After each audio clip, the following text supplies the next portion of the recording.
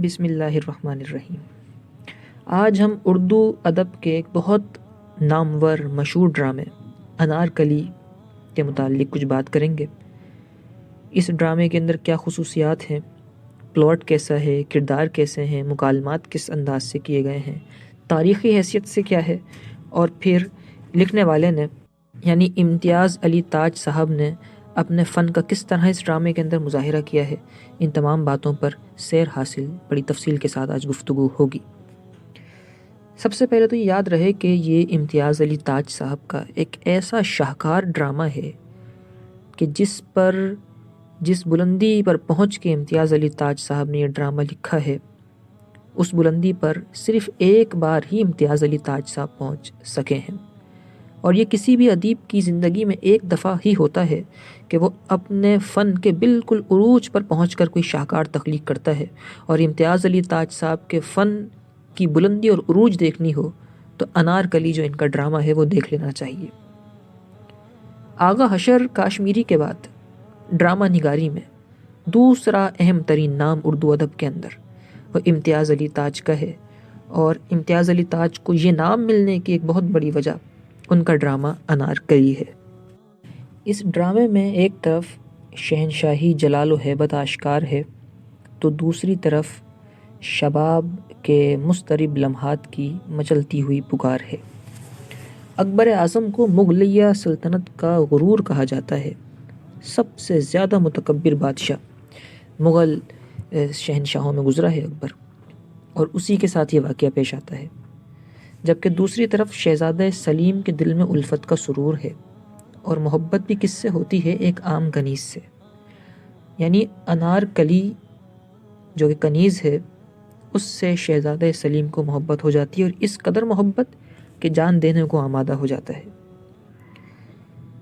لیکن اسے جلال شاہی کے خلاف نبرد آزمائی کرنی ہوتی ہے۔ اب ایک طرف تو تخت ہند ہے، شہنشاہ ہند کا تخت ہے، مغلیہ سلطنت کا جاہ و جلال ہے، اور دوسری طرف عشق ہے۔ اس عشق اور جلال شاہی کی کشمکش میں یہ ڈرامہ امتیاز علی تاج صاحب نے لکھا ہے، اور خوب لکھا ہے، خوب نبھایا ہے اس ڈرامے کو۔ ایک طرف تو سلیم نے انارکلی کو اپنانے کی قسم کھائی ہے، تو دوسری طرف اپنی عزت اور اپنے تخت کا رعب اور اس کا غرور برقرار رکھتے ہوئے اکبر اعظم انارکلی کو دیوار میں چنوا دیتا ہے، مگر بالآخر جیت عشق کی ہوتی ہے، یا یوں کہیے عشق کی جیت اس طرح ہوتی ہے کہ وصل ہار جاتا ہے۔ عشق کے اندر دو قسمیں ہوتی ہیں، ایک عشق ہوتا ہے وصل جس میں ملاقات ہو جائے، اور ایک عشق ہوتا ہے فراق۔ تو عشق وصل جو ہے وہ ہار جاتا ہے، اور عشق فراق کی جیت ہو جاتی ہے، اور بالآخر شہنشاہ اکبر نادم اور اشکبار ہوتا ہے، اور اپنے بیٹے سلیم سے معافی کا خواستگار ہوتا ہے۔ یہ اس کا مرکزی خیال ہے۔ کہانی بڑی دلسوز قسم کی ہے، اور انارکلی اس ڈرامے کا سب سے اہم اور مرکزی کردار ہے۔ سب سے اہم کردار انارکلی نے ہی اپنایا ہے، اور خوب اپنایا ہے۔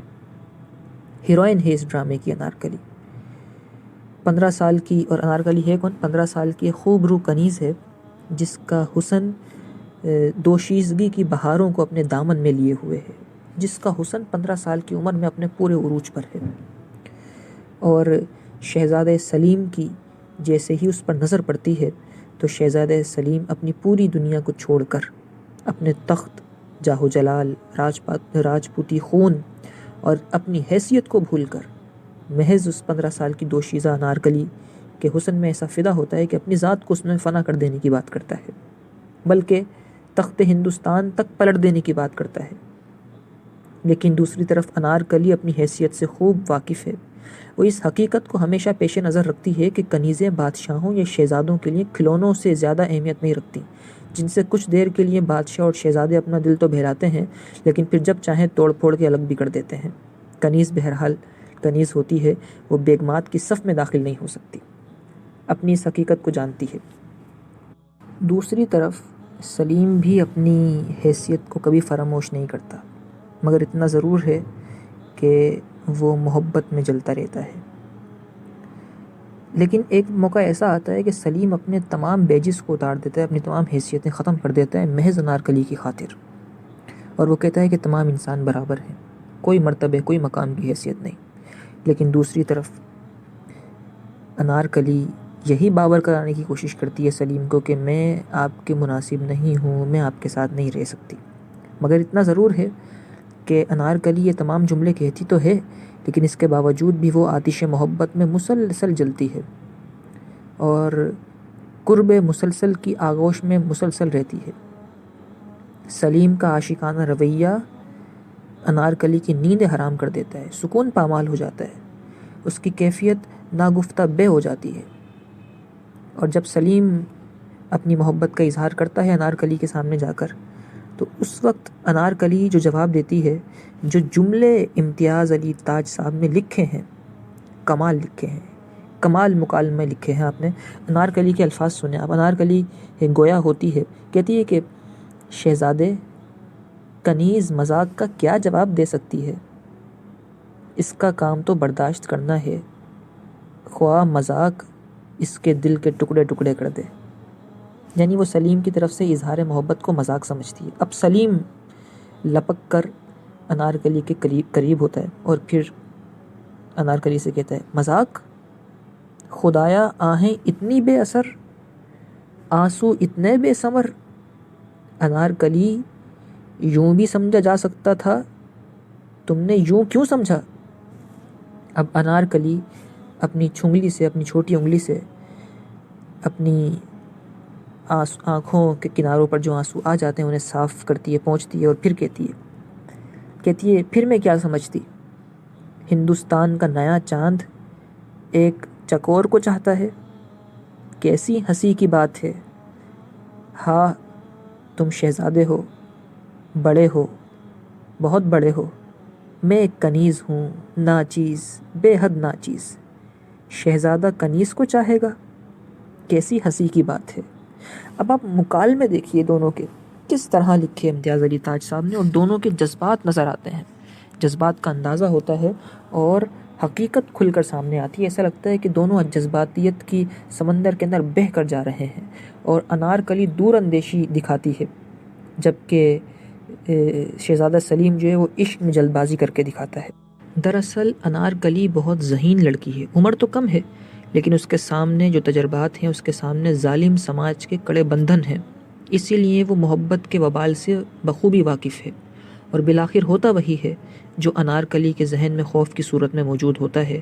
یعنی اکبر اعظم کو جب یہ معلوم ہوتا ہے کہ شہزادہ سلیم کو ایک کنیز سے محبت ہوئی ہے، یعنی مغلیہ سلطنت کا وارث ایک کنیز کو اپنے حرم میں داخل کرے گا، طیش میں آ جاتا ہے اکبر اعظم، اور طیش میں آگے حکم صادر کر دیتا ہے بالآخر کہ کنیز کو دیوار میں چنوا دیا جائے۔ امتیاز علی تاج نے اس ڈرامے کے اندر زبردست قسم کا تصادم اور کشمکش پیش کی ہے۔ ایک طرف تو اکبر اعظم کا رعب اور جلال اور جبروت ہے، تو دوسری طرف دو دھڑکتے ہوئے دلوں کی تمنائیں ہیں۔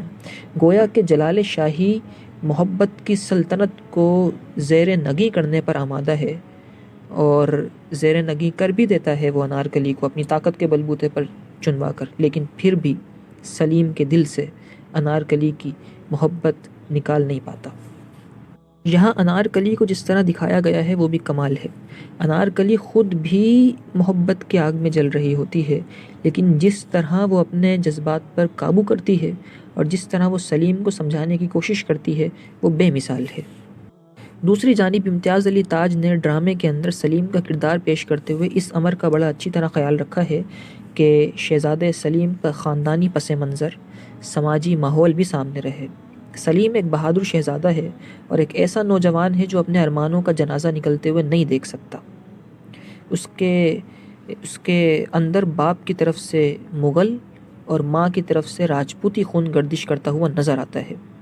ایک نوجوان کی حیثیت سے وہ اپنے دل کی آواز کو لبیک کہہ کر انارکلی کو ٹوٹ کر چاہتا ہے۔ دوسری طرف اکبر اعظم کا کردار بھی کمال کا ہے، ایک پرجلال شخصیت کا حامل جسے اپنی شہنشاہیت پر ناز ہے، اور وہ جانتا ہے کہ شہزادہ سلیم اس کی عظمتوں کا وارث ہوتے ہوئے اپنے جذباتی پن سے باز رہے گا تو صحیح رہے گا، کیونکہ وہ عظیم مغل سلطنت کا مالک بننے والا ہے، اور اسے زیب نہیں دیتا کہ کنیز جیسی لڑکی سے اور انارکلی جیسی لڑکی کے ساتھ وہ قربت کرے اور اس کے پاس جائے یا اس کو اپنے حرم میں داخل کرے۔ وہ یہ سوچتا ہے کہ ایک شہنشاہ کے شایان نشان کیا ہونا چاہیے۔ یعنی سلیم کا کردار بھی اپنی جگہ پر ایک انوکھا ہے۔ اکبر کا کردار تو ہے ہی جلال شاہی والا، جبکہ انارکلی کا جس طرح کردار ہے وہ جسے کہتے ہیں نا آؤٹ اسٹینڈنگ، بہت ہی کمال کا کردار نبھایا ہے امتیاز علی تاج صاحب نے۔ امتیاز علی تاج صاحب نے ڈرامے کے اندر کچھ ایسے کردار بھی دکھائے ہیں جو منفی کردار ہیں، جیسے داروغہ زندان کا جو کردار ہے انتہائی منفی کردار دکھایا گیا ہے، اور ایک محل کے اندر جو سیاسی کشمکش ہوتی ہے اسے واضح کیا ہے۔ داروغہ زندان نے شہنشاہ کو غلط اطلاع دی تھی کہ انارکلی شہزادہ سلیم کو بغاوت پر اکسا رہی ہے، لیکن جب اکبر اعظم کو حقیقت کا علم ہوتا ہے تو وہ خود کو ہی اپنی نظروں سے گرا دیتا ہے، اور اکبر اعظم جیسا جابر اور ظالم بادشاہ جب باپ کی صورت میں، مشفق باپ کی صورت میں سامنے آتا ہے تو پھر جس طرح شہزادہ سلیم سے مخاطب ہوتا ہے وہ انداز تخاطب اتنا عاجزانہ ہے کہ اکبر سے اس طرح کے جملوں کا صادر ہونا کوئی ایکسپیکٹ کر ہی نہیں سکتا تھا کہ اکبر اعظم جیسا ظالم، جابر اور متکبر قسم کا بادشاہ اپنے بیٹے کے سامنے اتنا عاجز ہو کر اور آنسو آنکھوں میں لے کر بات کرے گا۔ کیا جملے کہتا ہے، ذرا اکبر کے الفاظ کو ملاحظہ کیجئے گا جو امتیاز صاحب نے لکھے۔ اکبر کہتا ہے، اکبر کی آنکھوں میں آنسو امڈ آتے ہیں، اور پھر وہ کہتا ہے، شیخو سے مراد شہزادہ سلیم ہے، شیخو میرے مظلوم بچے، میرے مجنون بچے، اپنے باپ کے سینے سے چمٹ جاؤ، اور تو بھی آنسو بہا لے، میں بھی آنسو بہاؤں گا۔ دیکھ اکبر ہاتھ پھیلاتا ہے۔ اب اکبر نے اپنے ہاتھوں کو پھیلا دیا تھا اور شہزادہ سلیم سے کہتا ہے کہ آ کے میرے سینے لگ جا۔ سلیم کھڑا ہو جاتا ہے، ذرا دیر باپ کو دیکھتا ہے، مگر اکبر کہتا ہے، مان جاؤ شیخو، مان جاؤ۔ سلیم منہ موڑ لیتا ہے اور ہاتھ پیشانی پر رکھ کر خاموش بیٹھ جاتا ہے۔ اکبر کے ہاتھ مایوسی سے گر پڑتے ہیں۔ پھر اکبر کہتا ہے، مجھے چھو مت، مگر ایک دفعہ بس باپ کہہ دے۔ دیکھ اکبر اعظم کس قدر ندامت سے چور نظر آتا ہے، اسے کتنا شدید احساس ہے کہ اس نے اپنے جوان بیٹے کے جذبات کے خلاف کتنا جابرانہ انداز اختیار کیا ہے۔ دیکھ آج اکبر اعظم اپنے آپ کو ملزم قرار دیتا ہے اور بیٹے کو اجازت دیتا ہے کہ جو بھی سزا تجویز کرے گا اسے منظور ہے۔ یہ جو اکبر کا جو مکالمات ذکر کیے ہیں تاج صاحب نے، انتہائی نفسیاتی کیفیات کا آئینہ دار ہیں، بہت کمال کے الفاظ لکھے ہیں، مطلب جتنی تعریفیں کی جائیں ان مکالمات کی کم ہے۔ ڈرامے کے بیچ میں ایک اور کردار ابھر کر آتا ہے جو کہ ڈرامہ جس وقت یوں محسوس ہوتا ہے کہ بوجھل ہونے لگا ہے، وہیں پر ایک نیا کردار نکل کر آتا ہے ڈرامے کا۔ اس کا نام تھا دل آرام۔ دل آرام کا کردار جو ہے وہ رقابت، بغض و عناد اور انتقام کی آگ کے اعتبار سے دکھایا گیا ہے۔ دل آرام کو اپنے حسن پر ناز تھا اور دل آرام کو ہی شہزادہ سلیم کی محبوبہ بننا تھا، لیکن جب جشن کا موقع آیا اور تمام لڑکیوں نے وہاں پہ رقص کیا شہزادہ سلیم کے آگے، تو شہزادہ سلیم کی نظر انارکلی کے علاوہ کہیں پڑتی ہی نہیں تھی۔ دل آرام نے جب یہ دیکھا کہ یہ کیا ہوا اس کے ساتھ، تو وہ رقابت کی آگ میں بری طرح جلنے لگی اور کمال درجے کی عیار اور مکار نظر آتی ہے۔ اس نے فریب کا ایسا جال بچھایا کہ انارکلی اس فریب کے جال کا شکار ہو گئی۔ امتیاز علی تاج نے دل آرام کا کردار بھی بڑی محنت کے ساتھ پیش کیا ہے۔ انہوں نے سیاست، محل کی سیاست اور وہاں کے نشیب و فراز سے آگاہی کا رنگ بھرنے کی کوشش کی ہے، اور یہ دکھانے کی کوشش کی ہے کہ دل آرام جو ہے وہ بڑی سازشی قسم کی لڑکی تھی۔ ڈرامے کے اندر کہیں کہیں اس طرح کے نازک موڑ بھی آئے ہیں کہ جس کے بعد اتنا تجسس اور سسپینس پیدا ہو جاتا تھا کہ اب سمجھ نہیں آتا ہے کہ آگے کیا ہونے والا ہے، لیکن ان جگہوں پر بھی تاج نے واقعی فنکارانہ رفت سے کام لیتے ہوئے کہانی کو بہت اعلیٰ طریقے سے آگے بڑھایا ہے۔ ڈرامے کے اندر چند اور کردار بھی آتے ہیں، جیسے ایک کردار ہے رانی امبر، ایک کردار آتا ہے مروارید کا، زعفران کا، کافور کا، خواجہ سرا کا بھی کردار آتا ہے، اور انارکلی کی ماں، اس کی بہن، یہ بھی کئی کردار ہیں۔ اس کے علاوہ کئی اور کنیزوں کے کردار بھی آتے ہیں، اور یہ تمام کے تمام کردار قابل ذکر ہیں، لیکن ان کرداروں کو محض بسا اوقات یوں لگتا ہے کہ کہانی کو آگے بڑھانے کے لیے پیش کیا گیا ہے، لیکن ان کرداروں کی مختصر سی گفتگو، چند جملے بھی جو یہ بول جاتے ہیں ڈرامے کے بیچ میں آ کر، ضمنی طور پر ان کرداروں کی اہمیت اور ان کے ان مکالموں کی اہمیت سے انکار نہیں کیا جا سکتا۔ اگر مجموعی طور پر ہم انارکلی کا تجزیہ کریں تو یقیناً یہ ایک کامیاب ڈرامہ ہے۔ اس ڈرامے کے کئی غیر ملکی زبانوں کے اندر تراجم بھی ہوئے۔ اس ڈرامے کو ڈرامے کی صورت میں بھی بنایا گیا، قسطوں کی صورت میں بھی، اور پھر اس کے بعد اس کے کئی خلاصے بھی لکھے گئے۔ پھر ایک موقع ایسا آیا کہ اس ڈرامے کو فلمایا بھی گیا، تو بہت زیادہ مقبول ہوا عوام الناس کے اندر یہ ڈرامہ۔ اور اس کی سب سے بڑی بات یہ ہے کہ اس ڈرامے میں ادبیت کو ملحوظ خاطر رکھتے ہوئے خامہ فرسائی کی گئی ہے، قلم چلایا گیا ہے، ورنہ ڈرامہ نگاری عام طور پر عوام کے ذوق کا خیال رکھتے ہوئے کی جاتی ہے، لیکن اس ڈراموں میں عوام کے ذوق کے ساتھ ساتھ کردار نگاری پر بھی بہت زیادہ توجہ دی گئی ہے۔ اگر کوئی یہ کہے کہ معائب اس کے بیان کر دیں تو یہ ہے کہ کبھی کبھی خود کلامی بہت زیادہ ہو جاتی ہے، کہ جب شہزادہ سلیم اپنے آپ سے کلام کرتا ہے یا قید کے اندر انارکلی کلام کرتی ہے اپنے آپ سے، تو یوں لگتا ہے کہ بہت زیادہ طویل خود کلامی ہو رہی ہے، جو کہ تصنع اور بناوٹ ظاہر کرتی، حقیقت نگاری سے دور ہوتی چلی جاتی ہے۔ لیکن جہاں بے انتہا خوبیاں ہیں وہاں یہ ایک آدھ خامی کوئی حیثیت رکھتی نہیں ہے مجموعی طور پر اگر دیکھا جائے۔ کبھی کبھی خود کلامی ایسی ہو جاتی ہے کہ شاعرانہ جذبات ابھرتے ہوئے محسوس ہوتے ہیں، لیکن اثر آفرینی کے حوالے سے اسے معیوب قرار نہیں دیا جا سکتا، بلکہ بنظر استحسان اگر دیکھا جائے تو خود کلامی بھی اچھی ہے، لیکن اس کے علاوہ مکالموں کا بھی جو انداز ہے 2-3 جگہوں پر قابل گرفت محسوس ہوتے ہیں، مگر مجموعی طور پر تاج کی مکالمہ نگاری ان کی فنکارانہ مہارت کی روشن دلیل ہے۔ انارکلی کا مطالعہ کرنے کے بعد ہم بڑی آسانی سے اس نتیجے پر پہنچ جاتے ہیں کہ انارکلی نہ تو سلیم کا المیہ ہے، نہ ہی انارکلی کا المیہ ہے، بلکہ یہ اکبر اعظم کا المیہ ہے۔ انارکلی اور سلیم تو فطرت کے ساتھ چل رہے تھے، اکبر اعظم نے اس فطرت کے اندر روڑے اٹکانے کی کوشش کی، کیونکہ عشق و محبت کی داستانیں تو ہوتی ہی رہتی ہیں، عاشق اور معشوق مل گئے تو کامیڈی ہو گئی، نہ ملے تو ٹریجڈی ہو گئی، لیکن کامیڈی اور ٹریجڈی دونوں کا تعلق دو ذاتوں سے ہوتا ہے۔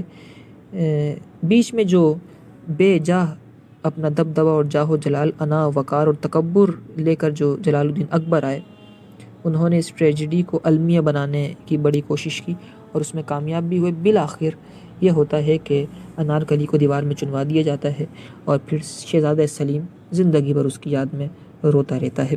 اسی کے ساتھ ساتھ انارکلی کے متعلق ہمارا آج کا انتہائی اہم موضوع اپنے اختتام کو پہنچا۔